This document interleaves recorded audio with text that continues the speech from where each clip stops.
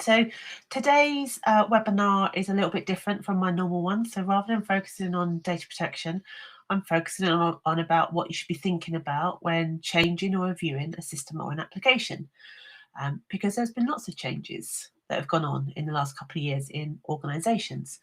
So what I really want to talk to you about is, what drives the change within your organisation or your department.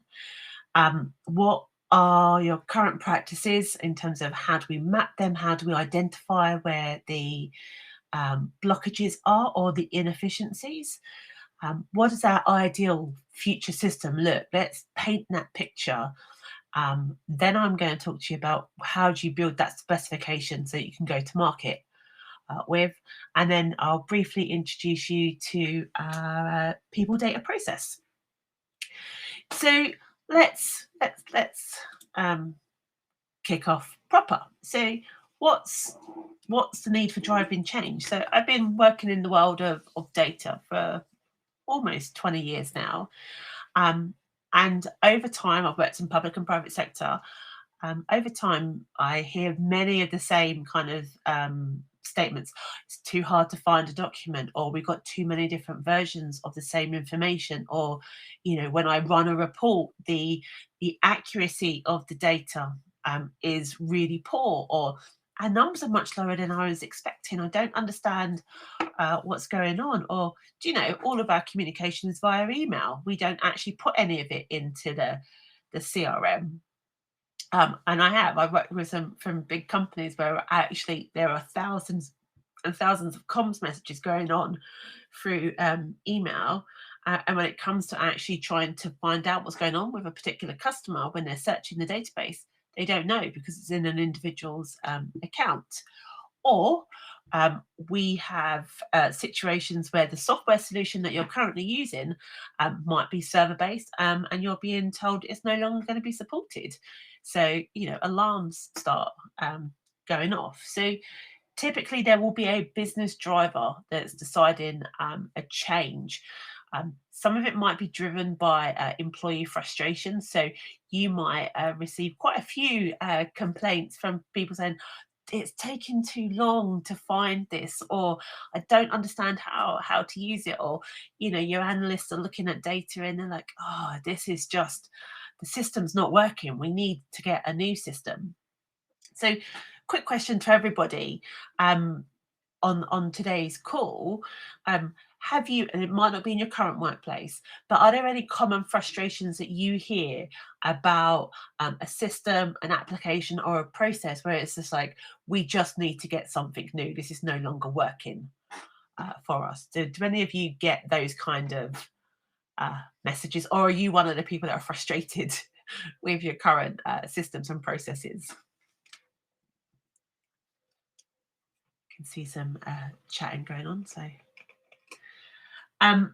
or have any of you experienced management telling you that they've seen something new, hot, that's amazing on the marketplace, it's going to revolutionise the world?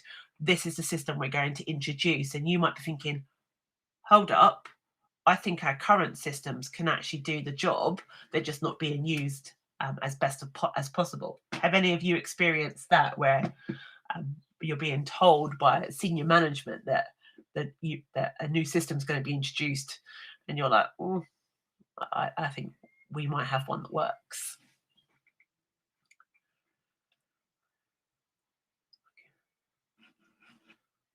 Maybe not. Maybe you've not experienced that. I've experienced both. And for me, it's when I know a system can do the job, it's frustrating when people are not using it properly, because actually what we've worked out is that people were never trained in the first place. So that's my biggest complaint. But anyway, here's some of the things. So one of the first things I really want you to think about is, when you are looking at a new system or a new application, is what is driving the need for change. So if we what we want to do is, we understand there's a need, before we go and do anything, we really need to understand the current work process. And I can't stress this enough, how important this part is. And I personally like to map this out. I like to actually understand each stage of the process. So if we're thinking, let's take a simple sales process, for example. If you realize that actually there are 10 stages in the sales process, and actually there doesn't need to be 10 stages, there needs to be 5, map that out. Understand, talk me through all the process from the very beginning of that initiation of that sales order all the way through to the point that actually it's ready to be shipped out, whether it be shipping out of an actual product, or you actually delivering a consultancy service, or you delivering an actual service to an individual. So talk me through that process. Let me understand what is going on. And there are so many questions that you can ask at this stage. So what you're really trying to understand is getting the insight and the information.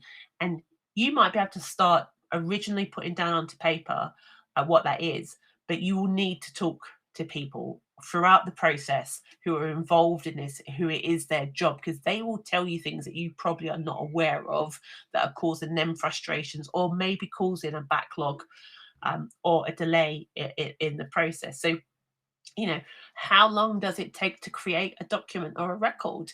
You know, and a really good way of being able to justify investing in a new system is to quantify that time that is being spent on that task. So, is it taking an hour to generate a sales order, for example? If so, and you think it should take 15 minutes, what is the cost on the total number of orders to your function to generating those monthly orders? So what efficiencies could you save by reducing some of the steps? um, how are errors created in the systems that you're using? So if you've got a CRM system, or actually you've got documents that don't have a proper version control. So when you're submitting tenders to organizations, you end up sending the wrong tender because you're using the wrong version of the information contained within it. So there are so many questions to kind of understand, and it really is talking people through the process. So what do you need to, what is the data, the documents, the processes that you need to be able to do your job?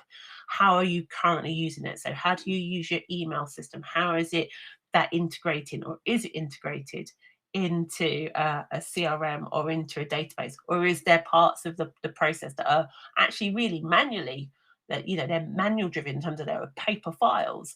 So an example is I've have one client where they were people that are out in the field, and they collect paper notes and stuff, and they are then those notes once a month they are come back to a central office, and then they're typed up. That's a massive frustration and an inefficiency, especially if in that month's time someone phones up and says, well, I actually spoke to person A 2 weeks ago. You can't find the information because it's yet to be transcribed. So really think about the flow of information. Now, I like to use PowerPoint. You might use any kind of processy documents that allow you to draw the flow. But think about flow charts. Think about the kind of the drawer in it. You might think the drawing doesn't work. So if it doesn't work, write it down, and write it down as a step-by-step basis. So once you've looked at that, what you can really understand is where are the inefficiencies in this process or in that system. So think of an example of how long does it take you to run a report on your existing database or your system? Should it be a 5-minute job and it's actually taking you 2 hours? What's causing that problem? Is it a software glitch? Is it that the error, that there's been too many changes to the query, so now actually it's not working as efficiently as possible? Now, the reason I'm asking you to think about all of these types of questions, so what, why, how, when, is because you might find that you actually don't need a new system or a new process. What you need is a re-education piece where you remind the teams about what are the key fields that you're needing to be populated in a system, for example, or these are the documents that should be used, or here's how our operations manual sets out the process for this particular activity. So think about the current workflow and document that current workflow. So does that make sense? I mean, I'm happy to take any questions if there are any, in terms of making sure that you can put onto paper or electronic record what is your current process flow. Any questions so far? Okay. So, like I said, once you've done your mapping, really go back out to individuals that you've spoken to. You really want to say that this is what I've been told. This is what I understand is the current flow. Does it really take you this amount of time to do this? You know, is it really true that the system cannot generate this piece of information? Um, are is it correct that actually you go outside of the system and you've got your own separate spreadsheet to be able to do X, Y, and Z? So we've got duplication of effort. So the reason you want to do that is because what you want to then be starting a conversation is you want to be saying to people, well, okay, paint me a picture. Tell me, how do we make this more efficient? What does the ideal system look like for you? So when you're mapping your current processes, really make sure that you engage individuals in this. And these are people that are going to be using the system. You want to be talking to management. You want to be talking to everyone that makes sense, may include vendors as well, to say that have I got this right? Is this correct? So it might take a bit of time in terms of doing that activity. And what you might find actually is, and I'm going to come on to the people element in terms of how you actually conduct that kind of current flow, but the existing mapping is really going to help you try and dig deeper into what does the ideal system want. And this is what you're looking for, is the needs, wants, and desires. So what you really want to do is, what do you absolutely need to do your job and to do it efficiently and to get the outputs that you need? What would be your want? So what would be a nice to have that actually would allow you to free up some more of your time to do something else? And what would be all bells and whistles? We all have those. We all have that kind of like, do you know, if you were to do this, that would actually rock my world and would be truly amazing. So once you've got that current view, sit down with people and say, talk to me about what you want the system to do, so I can start building up those needs, wants, and desires. So what you want to be thinking about is there a better way in which data can be input into the system? So rather than it being manually typed in, can you create some kind of interface between two different systems so data is pulled from one system to another? So actually there's not a need for human interaction. Could it be that data is uploaded rather than typed in? Or conversely, could it be typed directly into the system rather than via a form? So what are different input methods where data is going to come into the system?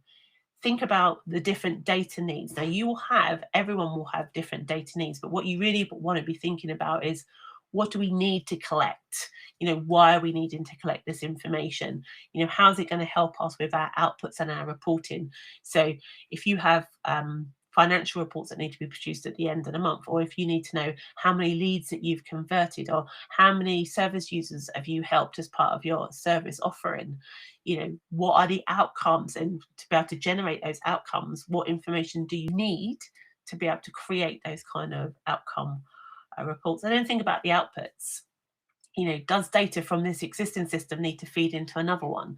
So an example would be that we're working with a client where we're talking about data being shared from a current database with a financial management system. So one of the absolute requirements is that there is a two-way flow of data from their database and the accounting package. And they don't want any. They do want some kind of human validation of that, but they want that flow of data to work seamlessly between the two. So what are the outputs? Do you need to produce dashboards?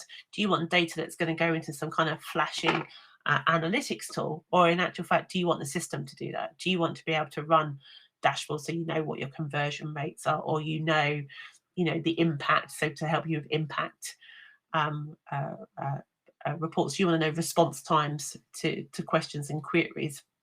Do you want to know if it's projects actual versus real? So what is it you're trying to achieve with this future system. And to me, that's really critical, because you want to paint it all out there, because some vendors are going to be able to sell you everything, but the more you want, the more it's going to cost you money. So really think about, oh, what is my new fantastic loving system? And again, what we're going to want to do is we want to talk to people about this. So yes, you're there, you're doing the piece of work, but speak to people, really get a sense of what is possible. Now you're going to want to think about functionality. How easy do people want this to be? So they want it web based. They want one system and that's it. They don't want to have to log into 4 or 5 different systems. They want to do it all through the one. How many clicks do they need to get to one page to another? Who needs access to it?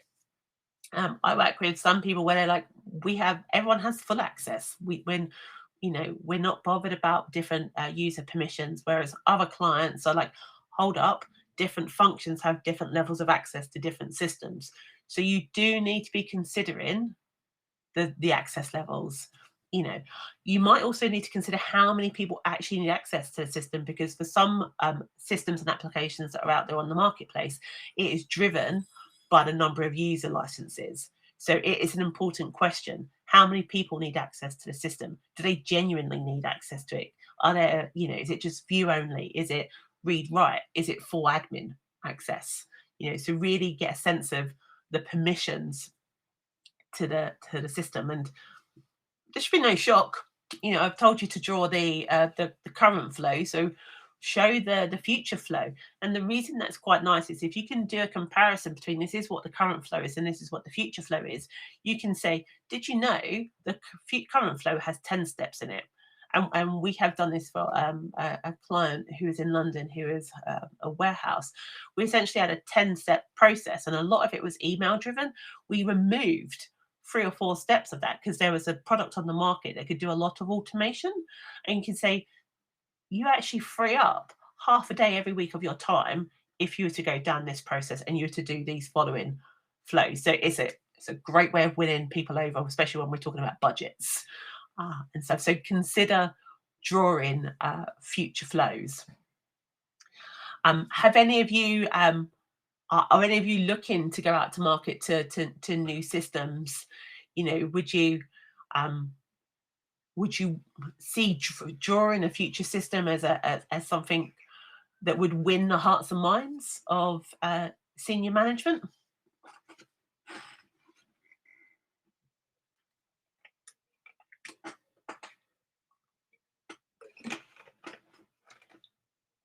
Some of you might have to put business cases forward, actually.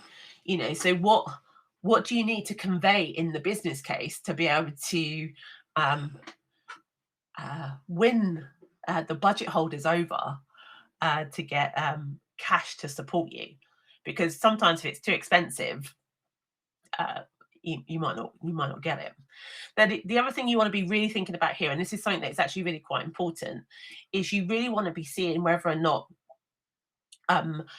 the current system you have. So you've looked at the current flow, and you've looked at the future flow. What you might actually be determining at that point in time is that the reality is that all you need to do is invest a little bit of training time in your existing system, and that will actually get you all of the desired outcomes. So the business review that you're doing may actually be, you don't need a new system. The existing system actually does everything that it needs to do. It's just not utilized to the best ability. And that is a really good outcome, that if you don't have to go out to market to buy a new system. What you also need to be considering is, are you looking at a bespoke system, or can you actually buy something that's off the shelf? Because there are lots of things that are off the shelf that can be customized. Or is your process so unique you're going to have to go and buy software development time? Now, there's no shock that a software developer is going to be slightly more expensive. It's not even slightly, it's definitely going to be more expensive than an off-the-shelf offering. So whilst I've put people as the kind of the last slide, well, it's not the last slide, but quite halfway through this presentation, people should be thought of from the very beginning in this. So it is a people, even if you talk about people, processes, technology, which is a lot of what the business process review language is based on, and we do Databasix is people data processes, people are first. So you need to talk to the people that are going to be using the system and are using the system now. They will tell you how they use it, why it's being used that way, how they were trained, why they were trained that way, how long it takes them to do stuff, what are their frustrations. Take the time to listen to that, because you will unearth some really good nuggets that are going to support your business case. So speak to department heads, speak to people within the function that use the different system. You absolutely want to engage with management.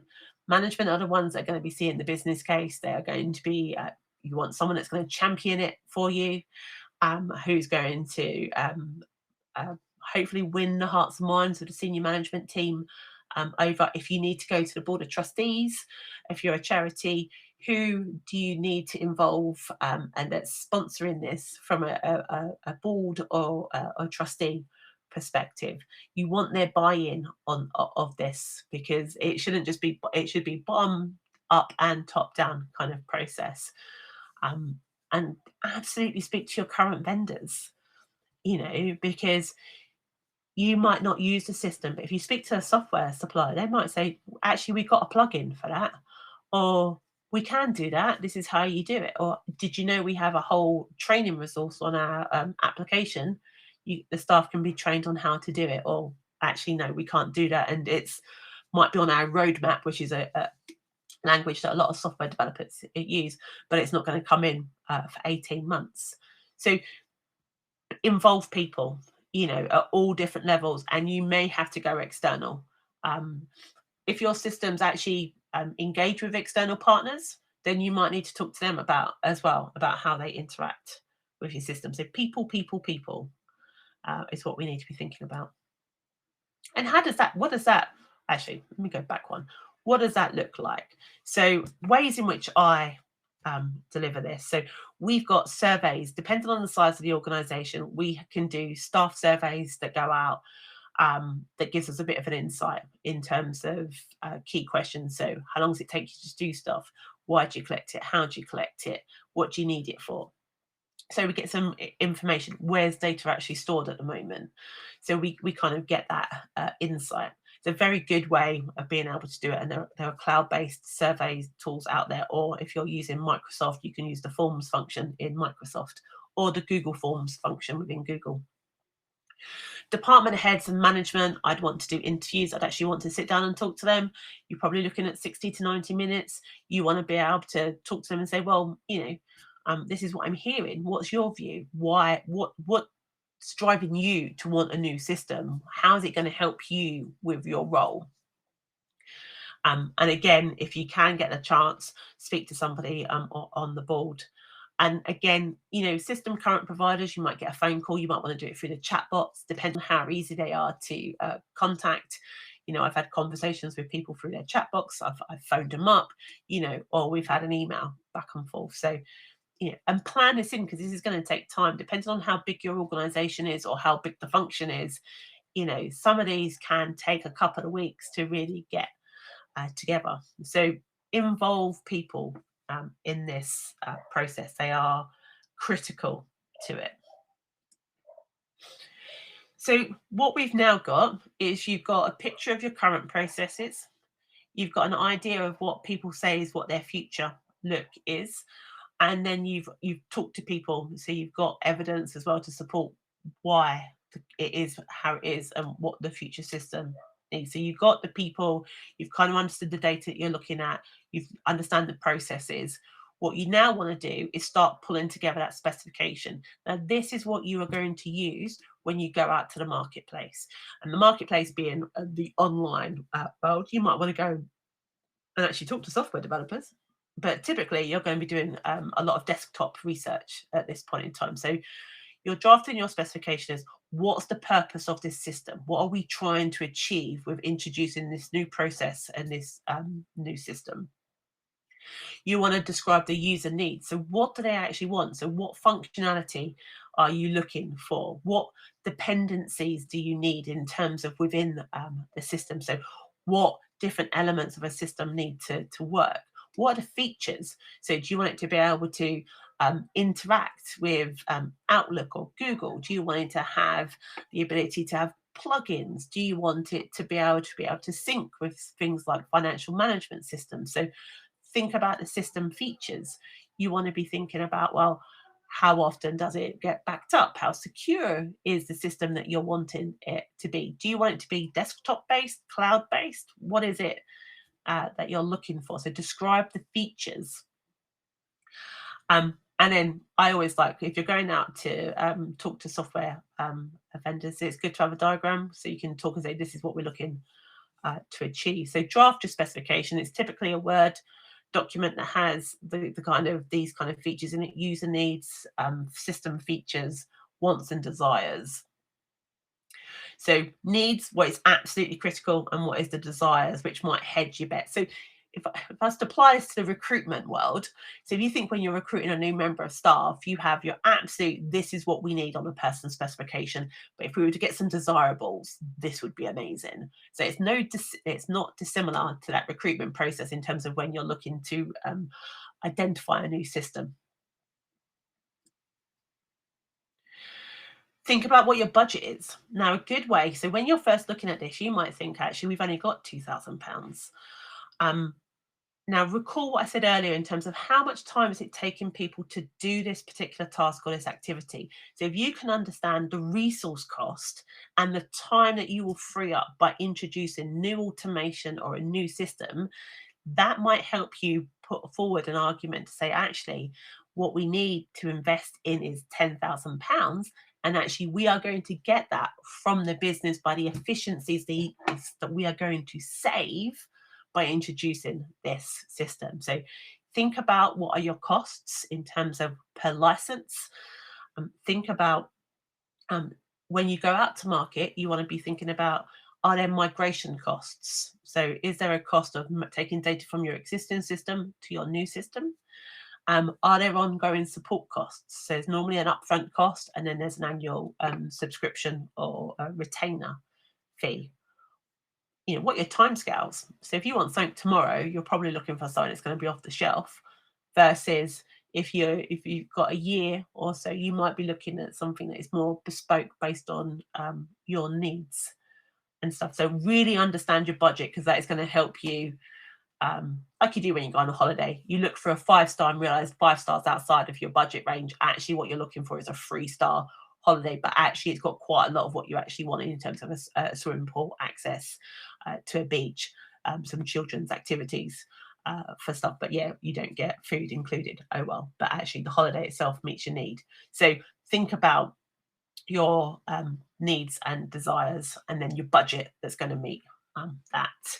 And you may need to adjust your budget, because these are it's never going to be cheap. So any questions on drafting a specification?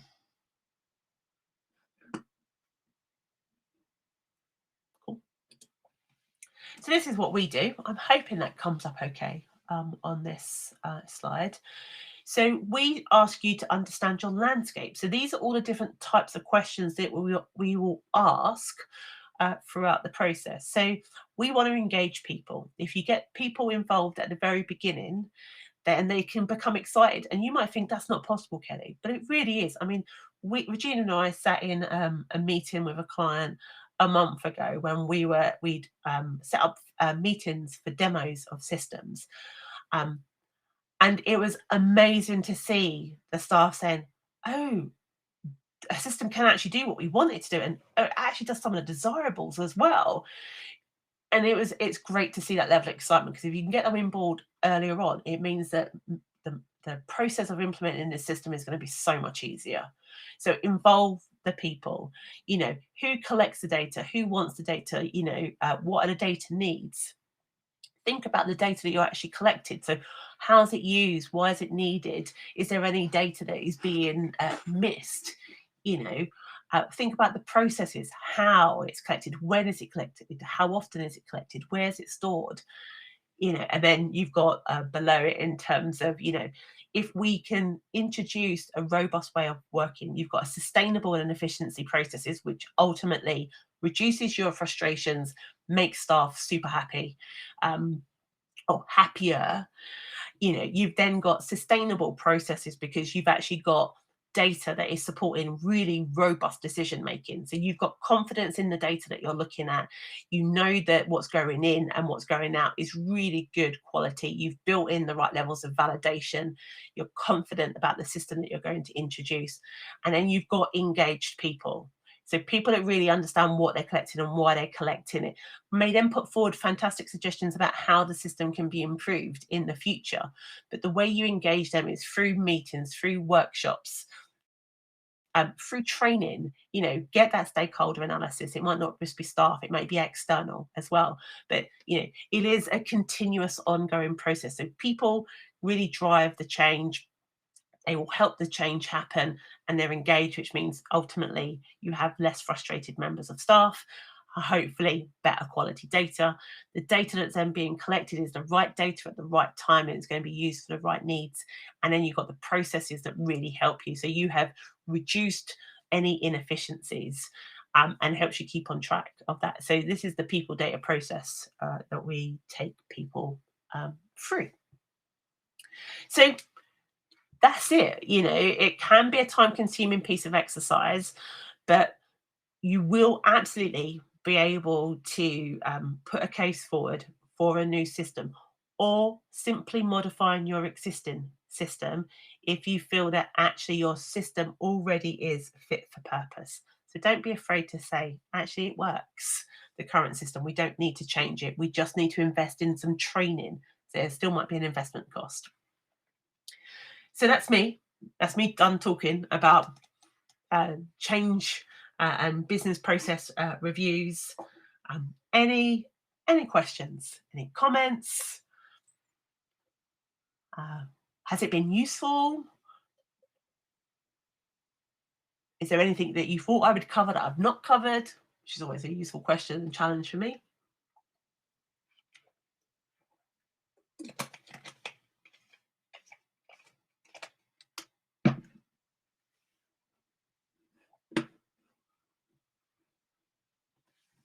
I see I've got some positive about the slide, which is always great.